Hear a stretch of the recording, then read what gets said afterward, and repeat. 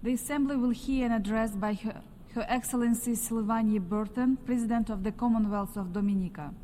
I request protocol to escort Her Excellency and invite her to address the Assembly.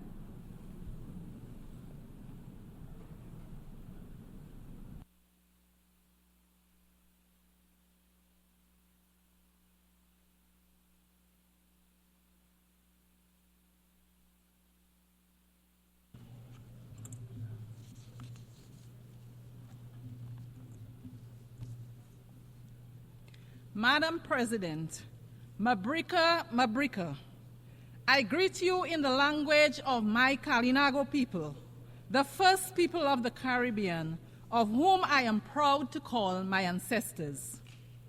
I proudly bring you warmest greetings from the citizens of the nature island of the Caribbean and the homeland of Olympian gold medalist Thea Lafont Gadsden, the Commonwealth of Dominica. It is an extraordinary honor to address this august body in my capacity as the first female president of the Commonwealth of Dominica and as the first president of indigenous descent. Madam President, our organization was born out of the need to enable dialogue and facilitate cooperation among its members to avoid international conflict. Over time, however, our understanding of human development's contribution to peace building and civilization has improved to the point where cooperation to enhance the human condition now lies at the core of our organization's work. Madam President, progress in many spheres of human endeavor is not equitable, and deliberate action is required to ensure that the most vulnerable among us, namely women, boys, girls, the physically challenged, and senior citizens, are brought from the shadows of neglect and into the light of opportunity. In essence, Excellencies, though we are a small nation, subject to the many challenges of growth and development, we insist that we continue to be our brother's keeper and join our voice with those who believe that no one, regardless of location, race, ethnicity, gender, or religion, no one is left behind in the relentless pursuit of advancement. To leave no one behind in our quest for a sustainable and resilient future, we must embrace multilateralism to combat the many major global challenges we face. Madam President, we remain concerned that despite the resources and publicity given to UN Agenda 30, its outputs so far do not inspire confidence that we are on track to realize the much heralded goals. Alarmingly, the 2024 Sustainable Development Goals report indicates that far from building on the progress achieved during the first 5 years, and I quote, fully half of the 17 targets are showing minimal or moderate progress, while over 1/3 appear stalled or going in reverse. It is therefore the hope of my government and the Caribbean community, of which we are proud members, that this assembly will be known as the forum at which the United Nations family rededicated itself to ensuring that the SDGs remain central to our claim, that our civilizations are caring and progressive, and that our collective management, scientific and diplomatic capabilities will be assigned to ensuring that the well-being of the present and future generations is guaranteed.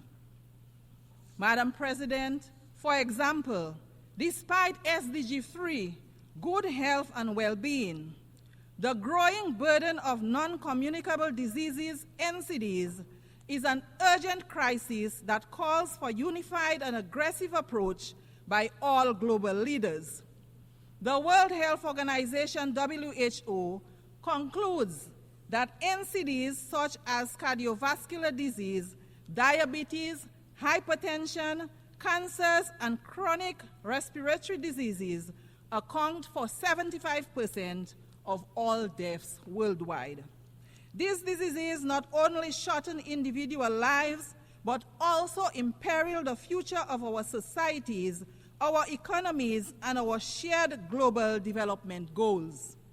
The fight against NCDs is not one that any nation, particularly a nation as small as ours, can win alone. That fight requires strong leadership, innovative strategies, and collaboration at every level. In Dominica, we have made significant progress in enhancing our healthcare system to better meet the needs of those at risk or living with NCDs. I had the opportunity to share Dominica's perspective, vision, and action on non-communicable diseases with the global group of heads of state and government for the prevention and control of non-communicable diseases at the 3rd annual gathering held here yesterday at the UN headquarters. Dominica is proud to play its part in this global effort, and we remain committed to working with international partners to share knowledge, resources, and best practices in the fight against NCDs. Madam President, we stand today at a critical juncture in human history. Climate change, as we know, is not just an environmental challenge. It is a threat to every aspect of life as we know it. For Dominica, as for many small island developing states, this is not a distant or abstract issue. It is a daily reality. We have said it time and time again. We see it so vividly year after year that our communities are on the front lines, facing intensified hurricanes, devastating floods, and prolonged droughts. We recall our own devastation in 2015 with Tropical Storm Erica, which wiped out 96% of Dominica's GDP. And then again in 2017, against the deadly Hurricane Maria, which destroyed over 225% of Dominica's GDP in a matter of hours, mere hours. That is why this year we watched in agony as Hurricane Beryl swept through the island states of St. Vincent and the Grenadines, Grenada, Barbados, and Jamaica. Madam President, these tragic occurrences embolden us to state firmly that the time for rhetoric has long passed. Business as usual simply will not suffice. We need urgent, bold, and decisive action to limit global warming to 1.5 degrees Celsius as science clearly dictates. But to do this, we must drastically reduce emissions, boldly honor financial commitments, and build critical resilience infrastructure in regions particularly vulnerable in relation to climate change. This is a moral imperative, a matter of the utmost urgency, a matter of climate justice. Our future depends on the decisions made in these halls. Excellencies, this assembly is meeting at a time when the Commonwealth of Dominica and the rest of the Caribbean direct our gaze to the east and on the storms and hurricanes that emerge in the Atlantic. There is no denial that climate change is happening. We see, indeed, we feel its disastrous impacts on a daily basis. Already, the warnings of weather scientists regarding global warming and the consequent increase in frequency and severity of storms have proved to be accurate. The government and people of Dominica stand in solidarity with our sister CARICOM nations and others adversely affected by this year's storms. Dominica, along with other Caribbean states, have already prioritized the development of national climate adaptation strategies, invested in resilient infrastructure and agriculture, invested in community education and in renewable energy. Still, the reality is that, as important as our interventions in this crucial space are, they will remain ineffective if our friends and partners in the industrialized world do not honor their commitments to reduce global warming and provide the funding that is required to enable our low-emitting states to become resilient. We therefore seize this opportunity to urge that the ethical pledges made via the Kyoto Protocol, the Paris Agreement, the Climate Action Summit, and within the framework of the Green Climate Fund be honored in the interest of the global community. Prime Minister Honorable Dr. Roosevelt Skerrit has been sounding that call at every opportunity he gets. We are sounding that call again at this assembly. The high-emitting countries need to recognize and accept responsibility for their destructive practices and do the noble thing. We will not relent until they do. Madam President, our world is at the crossroads. Now more than ever, leadership at every level matters.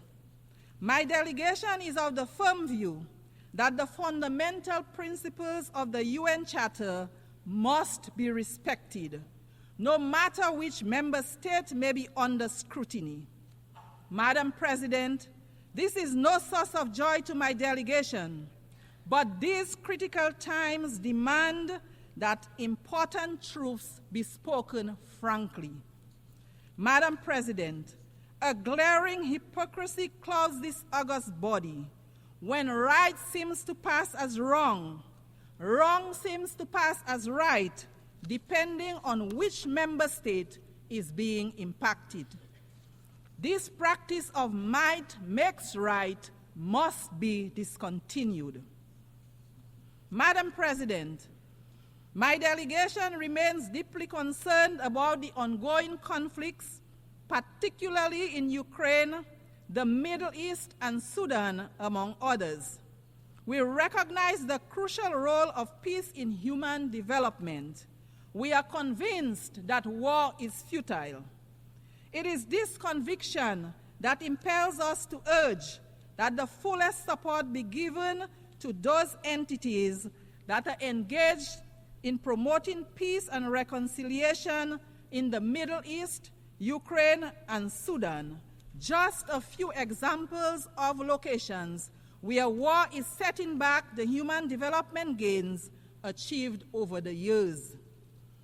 The continuing loss of innocent lives, particularly innocent lives of the most vulnerable among us, namely the innocent lives of women and children, is of dire concern. There is no winner in these conflicts.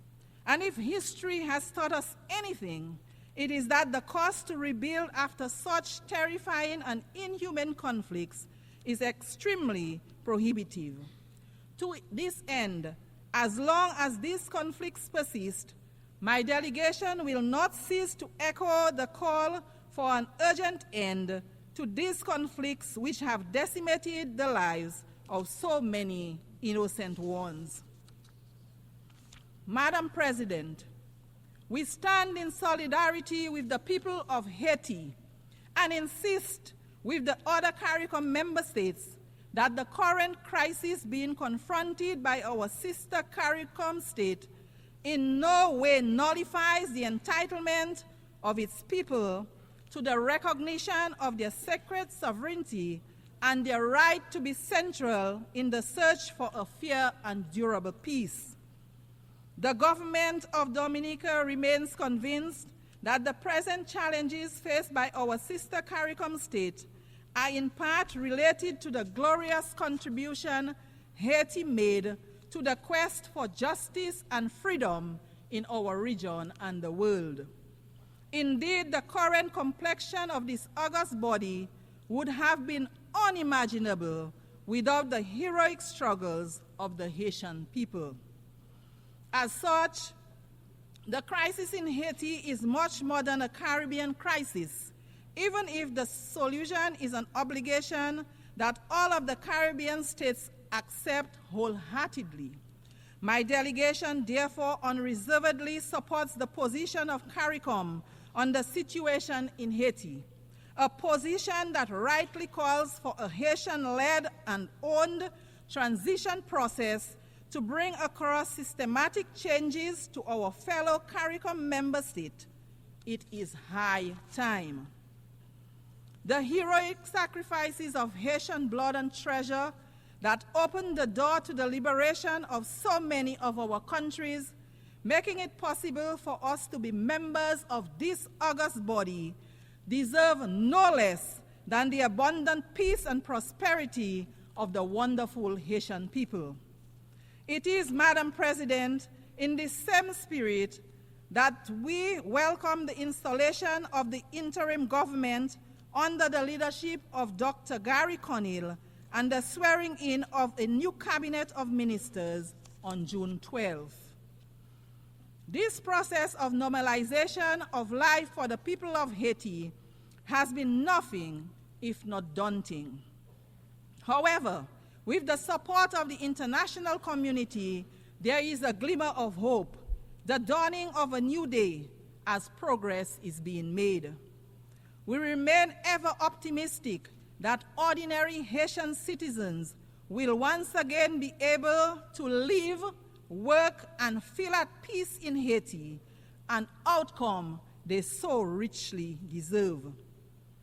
Madam President, no mention of this glimmer of hope for the Haitian people would be complete without recognition of the strategic support of the Kenyan volunteers, who have played a major role in bringing the security situation under some measure of control. The Kenyan people standing so closely in the struggle for peace and prosperity with the Haitian people is as natural gets, because their stance echoes the ancestral and historical connections that we share, as well as the imposition history placed upon us to struggle for our liberation.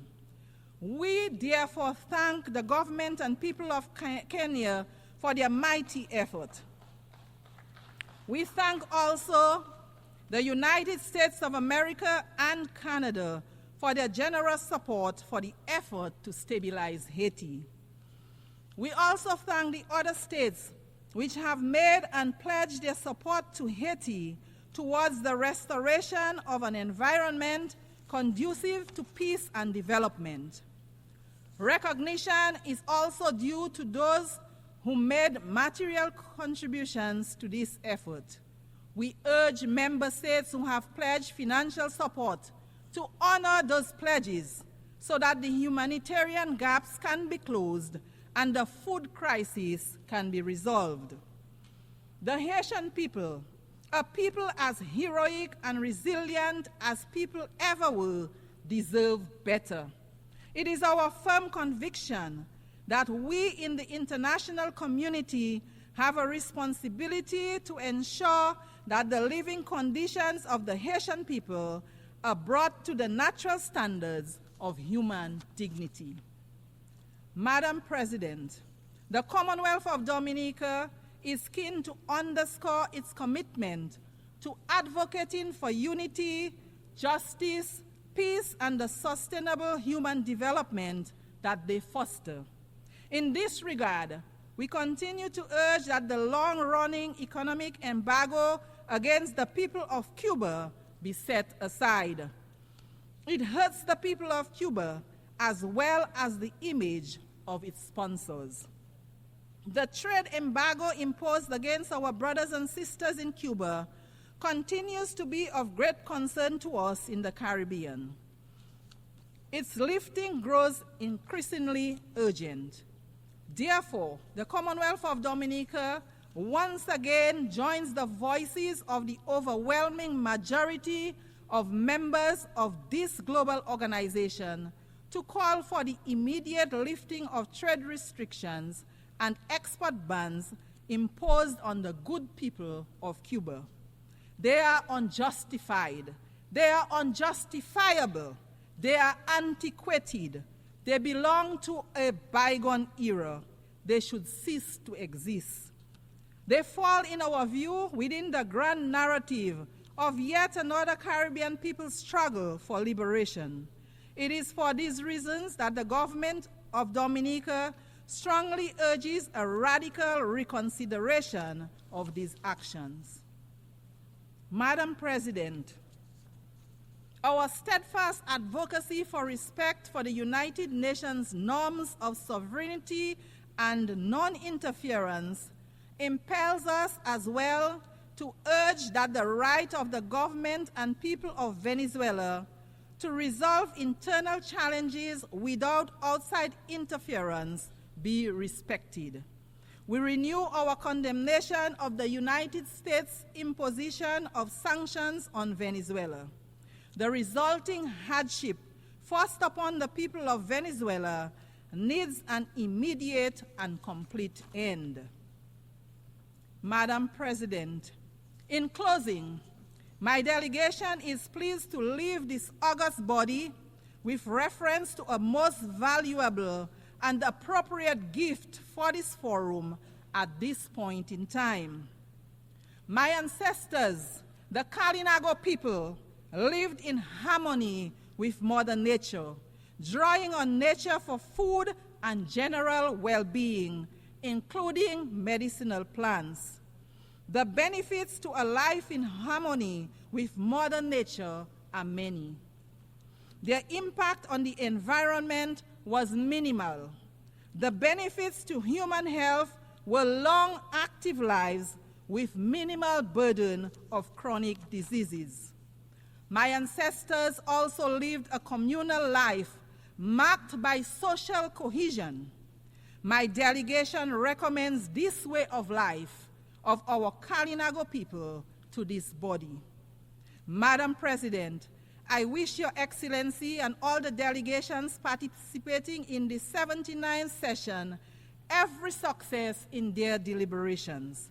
In the language of my Kalinago people, Ayahora, which means thank you. I thank you for the courtesy of your attention.